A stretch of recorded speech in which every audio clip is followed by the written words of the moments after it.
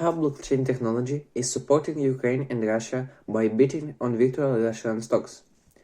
Cryptocurrencies and blockchain technology have proven to be a lifeline to save both the Ukrainian and Russian economies.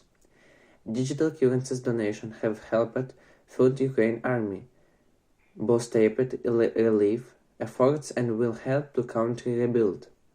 According to platforms, last month, crypto donation recovered over 100 million.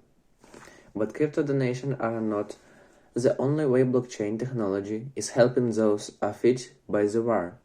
The American and Austrian startup Moser launched a platform on Friday that allows investors to bet against Russian stocks without benefits the Russian government, campaigns, or oligarchs. All the profit of Morpher Arena will also be donated to organizations supporting Ukrainian refugees. The company has both Ukrainian and Russian nationals among its team, but Morpher founders say the way to raise funds to support the Ukrainian people. What used to be a free and open market on the Moscow Stock Exchange was all of a sudden a very restricted and stained market. So a lot of people have lost a sig, and this is exactly what the Morpher protocol is built for. The company CAO, Martin Froller, told Euronews Next.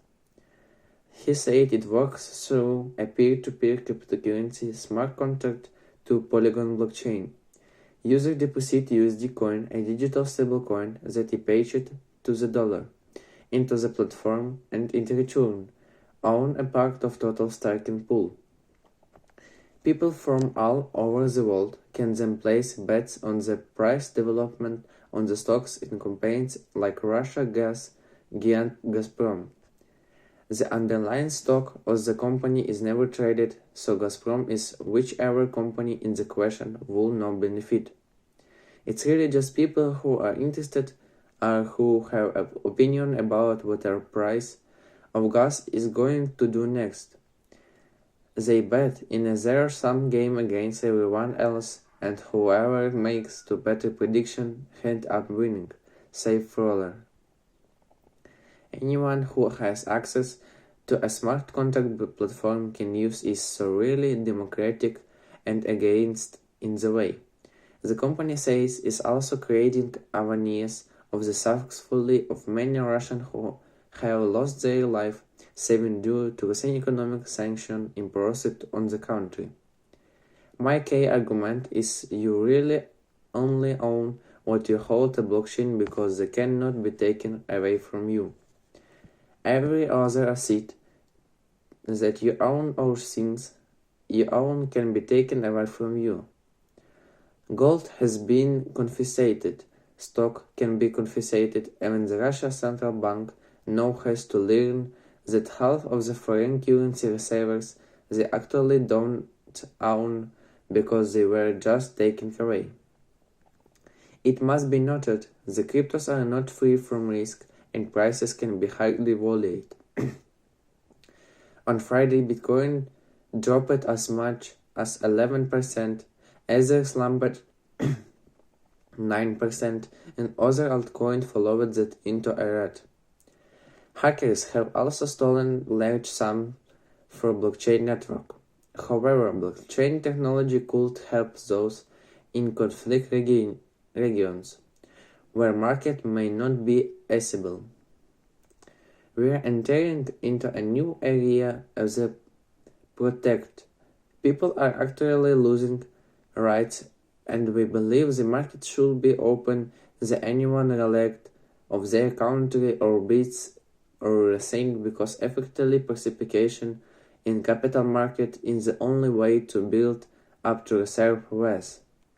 I believe if we take that away also from the matter, it will be impossible for them to change their destiny and get a better government and if they found them systematically from the West. Then we will have no means for shape their destiny in the future. Big tech companies like Google and Facebook parent Meta would have a company with through British rules under a new digital watchdog aimed at giving consumer more choice online, or face a big fines. The United Kingdom government on Friday untied the powers is planning for Digital Market Unit, a regulator set up last year to make a dominance of tech gigant. It didn't specify when the rules would take effect, saying only the legalization would come in due course. Authorities in Britain and across Europe have been leading the global push to clamp down on tech campaigns amid rising concern about the outsized influence and harmful material proliferating on their platforms. The new UK watchdog would enforce rules that make it easier for people to switch between iPhones and Android devices or between social media accounts without losing their data and messages.